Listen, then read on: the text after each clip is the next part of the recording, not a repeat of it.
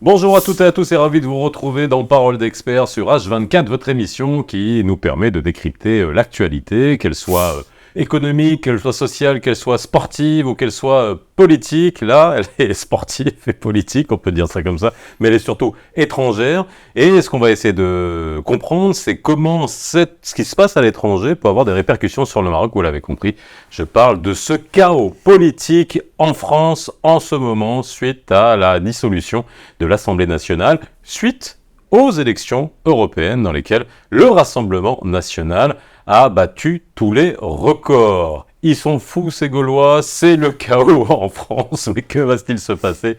Alors on en rigole un petit peu, mais finalement, il y en a beaucoup qui se disent, mais ce qui devait arriver, arriva. On va essayer de comprendre pourquoi c'est arrivé, et surtout, quel impact sur les relations avec le Maroc.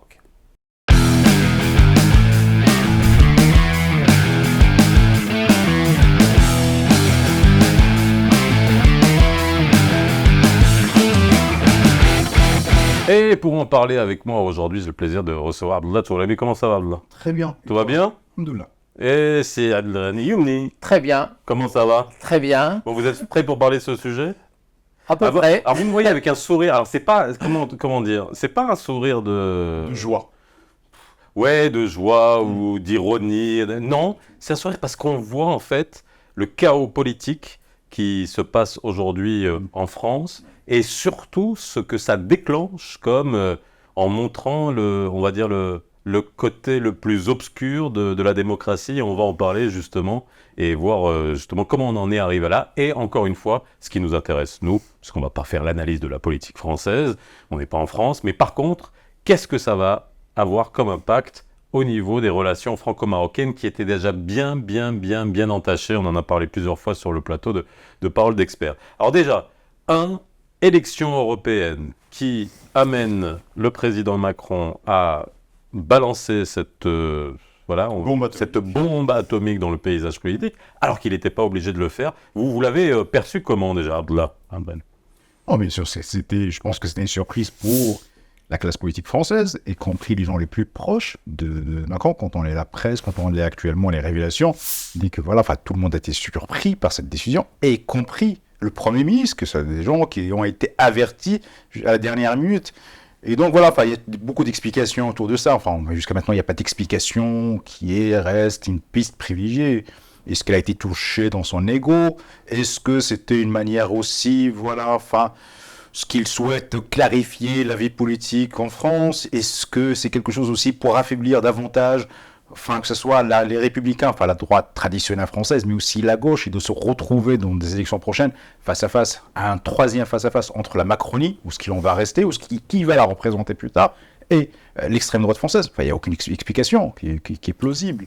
Moi, c'est un vrai séisme politique en France. Je pense que le destin d'une nation, on ne doit pas jouer avec. Je pense que le président de la République, Emmanuel Macron, l'a fait. C'est de l'immaturité, parce qu'il savait très bien, parce qu'il n'avait pas besoin de faire simulation, les instituts de sondage donnaient très bien le RN dans le cas d'une dissolution à 32-33%. Il pouvait éviter ça. Je pense qu'il n'avait pas besoin.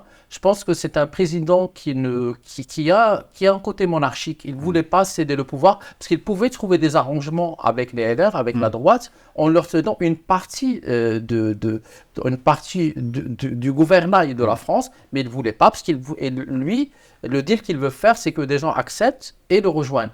Et ça, ce n'est plus possible. Donc la droite pouvait bien partager le pouvoir avec lui, de manière partielle. Ça, il le refusait. Donc, il a fait un coup de poker, mais il a perdu son coup de poker, mais il le savait très bien. Et il le savait pertinemment. Apparemment, il a discuté avec 2 ou 3 conseillers, mais personne n'était dans la confidence, sauf ces 2 ou 3 conseillers. Et même la présidente de l'Assemblée nationale n'était pas d'accord avec lui.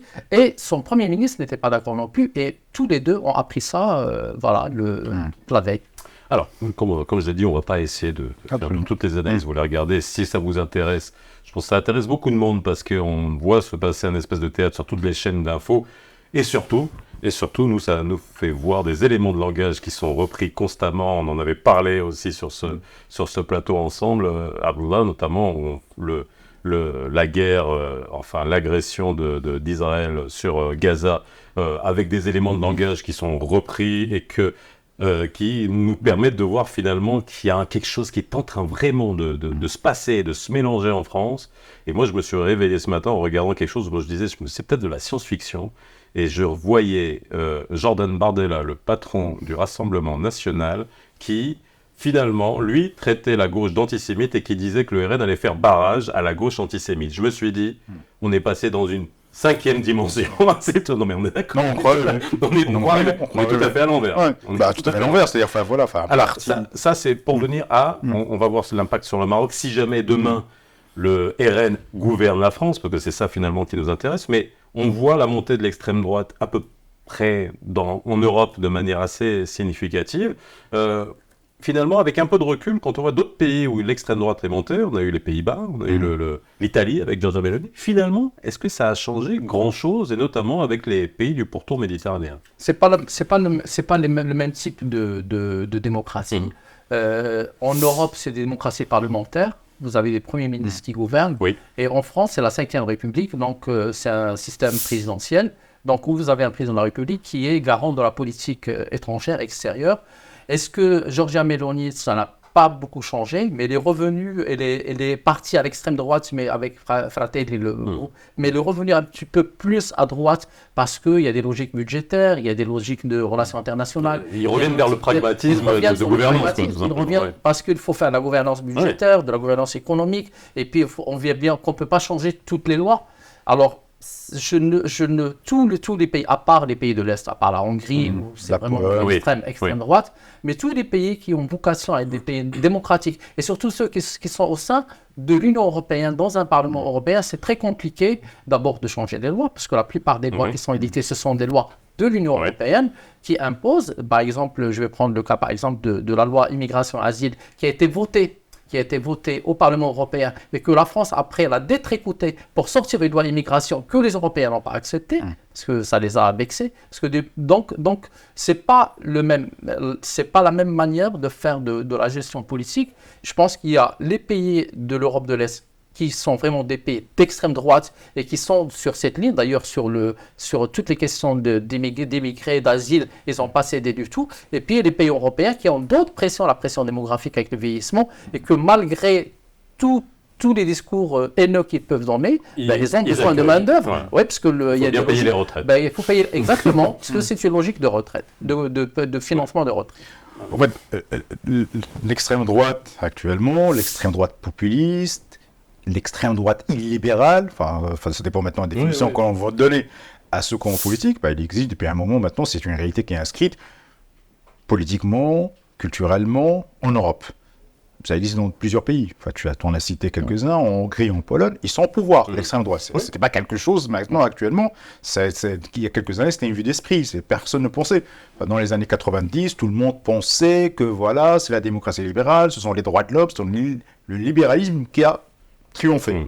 Actuellement, on voit une autre réalité qui est en train d'émerger, et pas seulement qu'en Europe, on le voit dans plusieurs pays extrêmement importants. L'Inde, par exemple, la Russie, la Turquie, voilà, on ne va pas multiplier les exemples aujourd'hui, en Amérique du Sud aussi. Donc voilà, c'est une réalité qui est en train de monter depuis des années. Il y a une ascension qui est irrésistible de ces pouvoirs. Maintenant, par rapport aux pays, par rapport à nous, par rapport aux pays méditerranéens, par rapport aux pays maghrébins, par rapport aux pays du monde arabe, les relations sont différentes selon l'alignement géographique, selon le lien historique, selon la présence d'une communauté marocaine ou maghrébine dans ces pays-là. Donc, par exemple, la Pologne ou la Hongrie ne posent pas un problème majeur pour les Marocains. Mais actuellement, pourquoi on parle actuellement de la France, et je pense qu'on va revenir sur cette discussion-là, c'est parce qu'un pays, en France, il y a plus d'1,5 million, 1,7 million. 1,8 million. 1,8 million, voilà. Il y a 1,8 million. C'est pour ça que j'avais écrit à un moment 2 millions. Parce qu'on est proche des 2 millions, mais on est dans 1,8 million de Marocains, d'origine marocaine ou de Marocains résidents. Et recensés en tant que tels. Encore, il y a tous ceux qui sont peut-être double nationalité. Après, c'est 800 000. Voilà. Il y a 1800 000, 800 000, il y a 50 000 étudiants qui sont inscrits dans les universités françaises. Il y a 270 000 visas, de demandes de visa chaque année au Maroc, et qui sont traités par les services consulaires français au Maroc. Donc, des gens qui partent pour différentes raisons. Pour des raisons médicales, pour des raisons professionnelles, pour des raisons de son familial, etc., etc. Donc, il y a une réalité qui est complètement différente. Alors, imaginons si le RN arrive au pouvoir. Alors déjà, est-ce qu'on est en 2024 ? Je sais pas, on a tous un âge, quand on est quadra, on est quadra, cinquantaine, donc on a grandi avec l'image du Front National du père Le Pen, donc qui faisait très peur, mais en même temps qui n'avait pas vocation à gouverner. Donc finalement, ça n'avait pas si peur que ça. Il y avait beaucoup d'éloquence sur les plateaux, ça nous faisait marrer, puis c'était très bien. Bref, ça faisait moins marrer d'autres personnes sur le terrain, et ça, je répète encore une fois. J'ai grandi en France, donc je le sais. Mais aujourd'hui, le RN de 2024, est-ce que finalement... Est-ce qu'on doit en avoir peur, nous, de ce côté, finalement, ici au Maroc, hein. On va parler de nos compatriotes, soit qui vivent là-bas, soit des Marocains, des Français d'origine marocaine qui sont là. Alors, c'est une vraie question. D'abord, la France rentre dans le tripartisme, parce qu'elle a vécu dans le bipartisme pendant longtemps. Là, on rentre dans le tripartisme, c'est-à-dire qu'on va avoir un socle de gauche, un socle du centre et puis un socle de droite, extrême droite, parce que la droite a changé et la droite est en train de virer vers le centre droit. C'est un mélange, le macronisme, il y a des gens de droite. Donc on va avoir un extrême gauche et puis un extrême droite. Une gauche, oui. Est-ce que ça vaut toujours? Oui, ça parce que finalement, moi je peux prendre une valeur d'ici que je vais retrouver là et qu'on mélange ici. C'est pas impossible. Donc on a. Est-ce que c'est courant? En tout cas, on va parler en termes de clientèle électorale, parce que c'est comme ça que fonctionne la politique française ou la démocratie française, où nous avons beaucoup de politiques qui sont devenus des salariés de la politique ou des rentiers de la politique. Et c'est ça aussi qui a posé problème dans cette perte de confiance entre l'électeur et les partis politiques. Donc on est dans le tripartisme, on a un centre, on a une gauche mélangée, et puis on a une extrême droite. Donc maintenant, on a trois hypothèses maintenant, et c'est bien que les gens qui vont regarder cette émission comprennent ce qui peut arriver. Alors on a le pire des scénarios, c'est que le Rassemblement national arrive avec 286 députés, donc, et là la majorité absolue. Le pire des scénarios pour qui? C'est pour ça. C'est le pire des scénarios pour les Français. Pour les Français. Voilà. C'est pour ça que moi je vois ça du côté. Pour les Français. Le deuxième scénario, c'est que Macron puisse un petit peu réussir son coup. Voilà, et puis avoir une majorité relative entre les siens et une partie de la droite qui va venir, et puis attirer peut-être une partie du centre-gauche. Et puis le troisième scénario, c'est que la gauche, le Front populaire, et la majorité. C'est les trois. Alors pour nous, de l'autre côté de la Méditerranée, pour le Maroc, parce que nous, historiquement, juste pour qu'on reprenne toujours ce réflexe de regarder dans le rétroviseur, et c'est normal, historiquement, on s'est toujours beaucoup mieux entendu avec des gouvernements de droite qu'avec des gouvernements de gauche en France. Mais là, on n'a pas un gouvernement de droite, parce qu'on a un gouvernement, on va avoir une majorité de droite qui est protectionniste, et qui pourrait être tenté par relocaliser une partie des industries qui sont délocalisées chez nous, à savoir l'aéronautique et l'automobile. Et ce sont des industries pesantes qui ont transformé au moins 3 grandes villes chez nous, Casablanca, Tanger, Kénitra. Voilà, ça c'est un fait, c'est factuel. Alors la deuxième chose, ça c'est sur le plan économique. Alors la deuxième chose, c'est-à-dire que on a eu une crise visa avec un gouvernement de centre droit. Emmanuel Macron qui était à gauche, avec un Premier ministre qui était porte-parole du gouvernement qui vient de la gauche. Maintenant, si c'est l'extrême droite, les visas, les OQTF, c'est-à-dire les obligations de quitter le territoire français, après l'AFD, qu'on peut demander de débrancher l'AFD, l'agence de financement, l'agence française de développement, qui investit plus d'1 milliard de dirhams d'1 milliard d'euros sur les 3 dernières années au Maroc. C'est le pays le premier bénéficiaire. Deuxièmement, les regroupements familiales. Et deuxièmement, nos étudiants, on en fait quoi? Et du coup, pour moi, si l'extrême droite passe en France, la langue française, point d'interrogation, l'éducation à la française, point d'interrogation, il faut trouver un plan B. Tant que ça. Si vous avez un gouvernement d'extrême droite qui s'installe pour 30 ans, que vont faire les parents qui forment leurs enfants?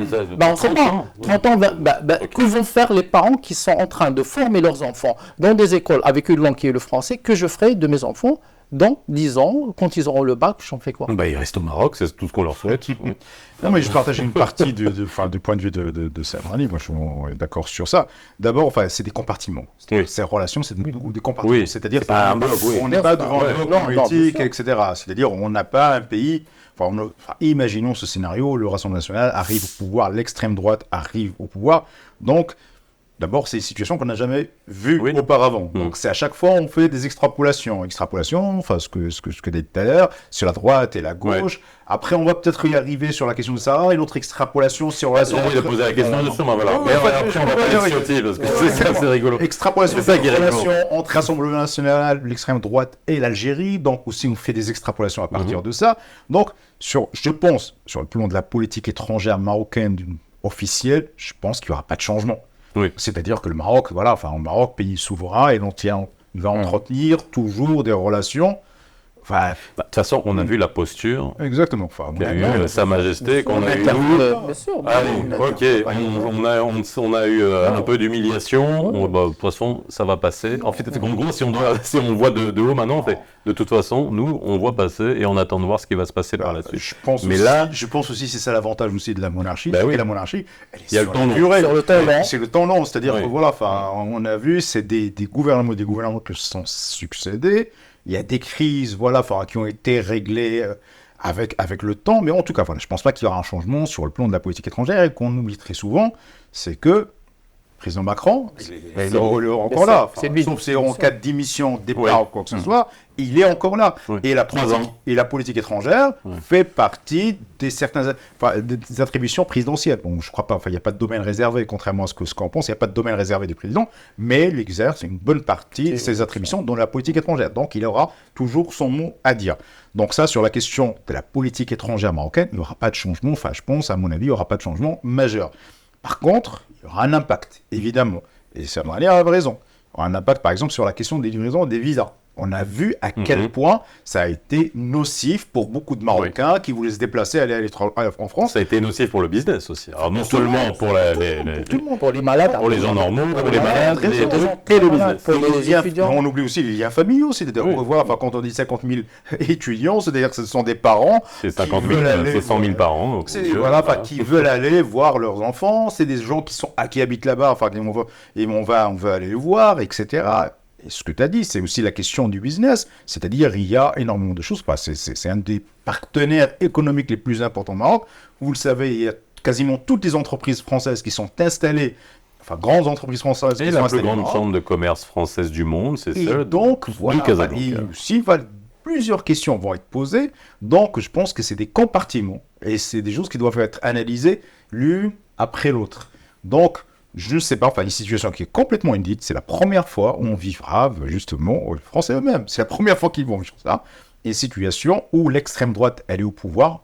On ne sait pas ce qui va se passer. Et après, il ne faut pas l'oublier, c'est que il y a des millions de Marocains qui vivent en France. Oui.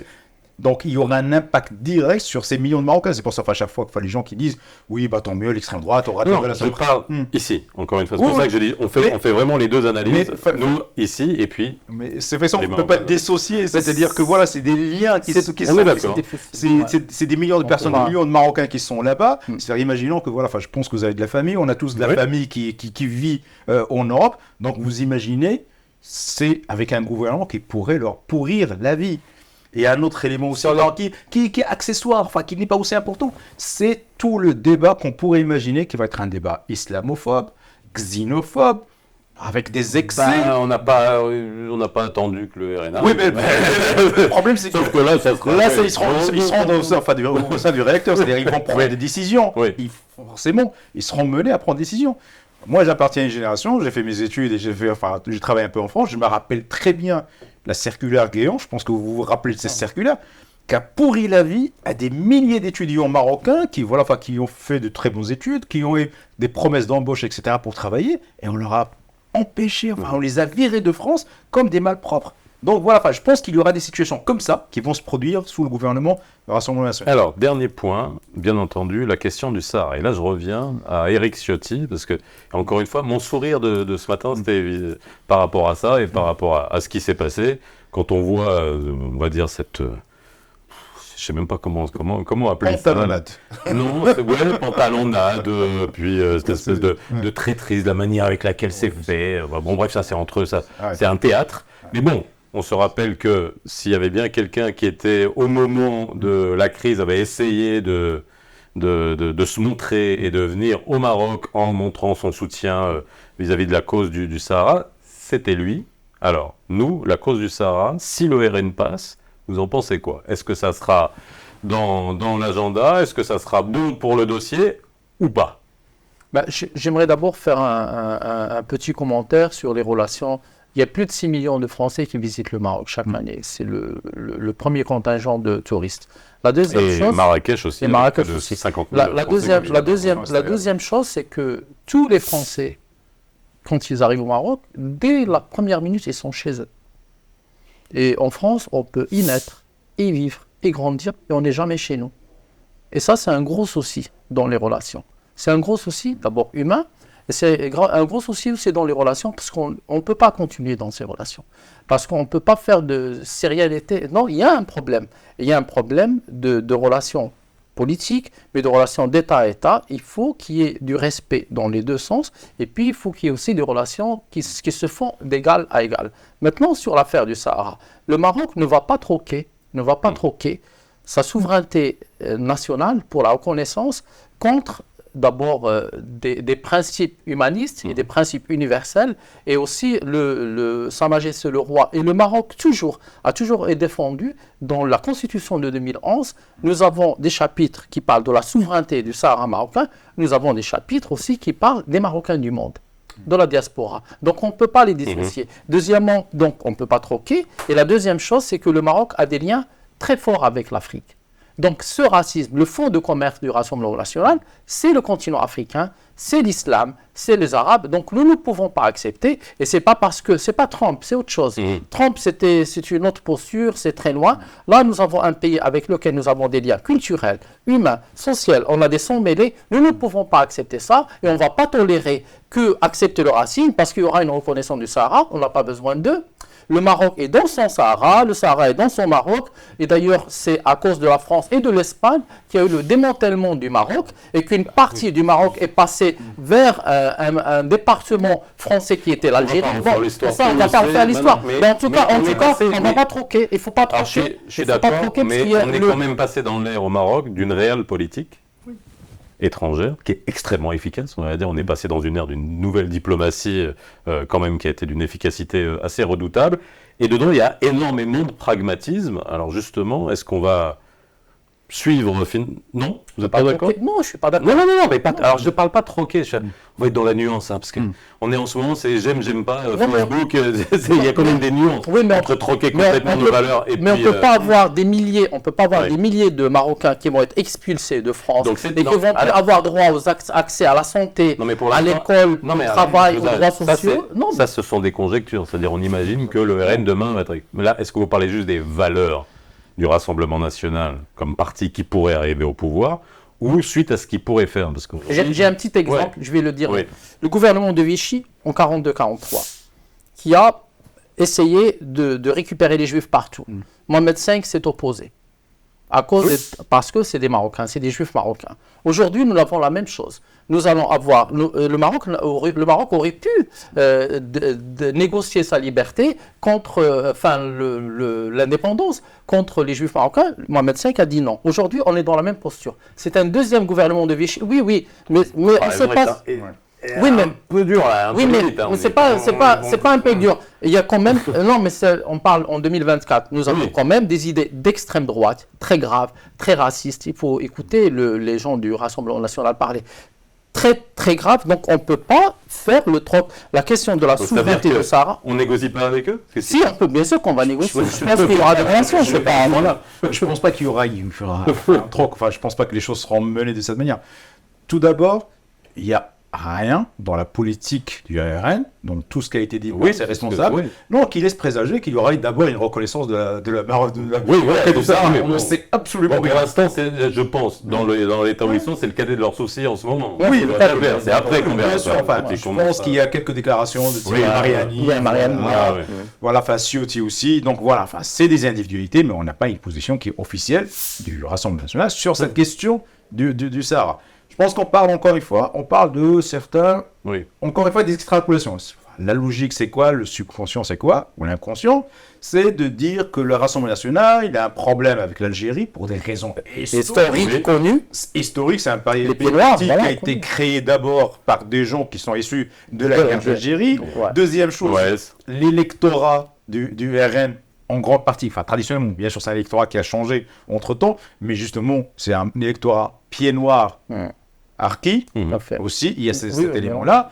Et il y a aussi les déclarations qui sont annotées, dites, enfin, proférées par certains responsables et dirigeants du Rassemblement national, Barthélemy, Marine Le Pen, c'est sur revenir sur les accords entre la France et l'Algérie, voilà, enfin, et deuxième chose, sur aussi la question que tu as soulevée tout à l'heure, c'est l'obligation de quitter le territoire français, parce qu'il y a une partie qui n'est pas applicable aux Les Algériens. Algériens, tout à fait. Donc, il y a sur ça, il y a une position.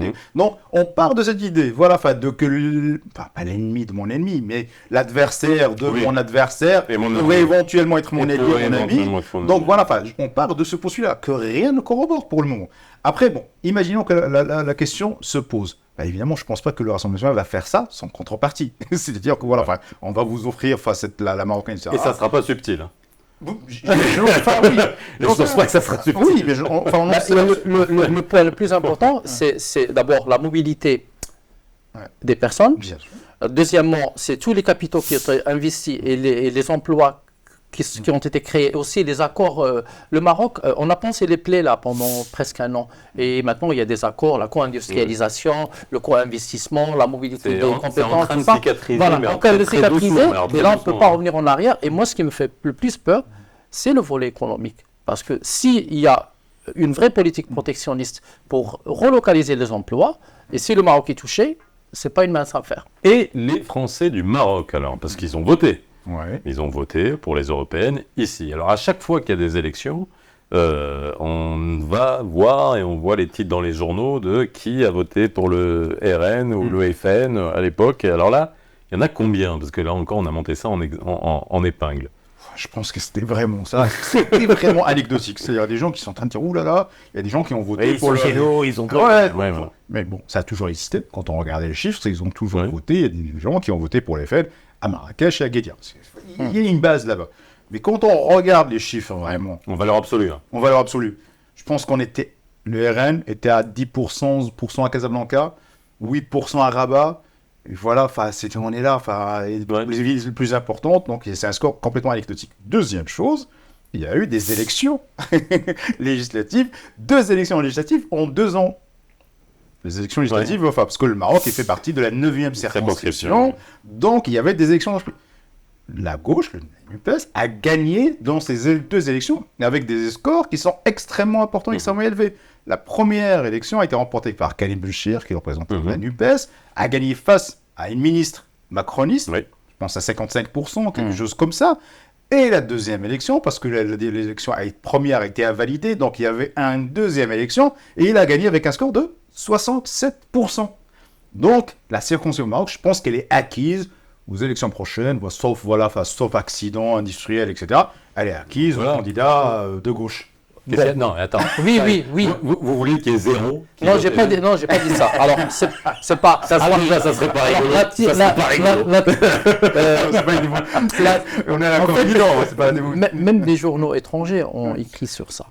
Quand vous regardez Marrakech et Agadir, à Agadir, on a 220 voix. Oui. Et à Marrakech, on a 260 voix. C'est intuitif. Et l'électorat, dans sa totalité, il a voté à peu près à 16%. C'est-à-dire sur chaque 100 votants attendus, il y a 16 qui ont voté. Donc ces 220 et ces 230, 240 ne représentent pas les Français du Maroc.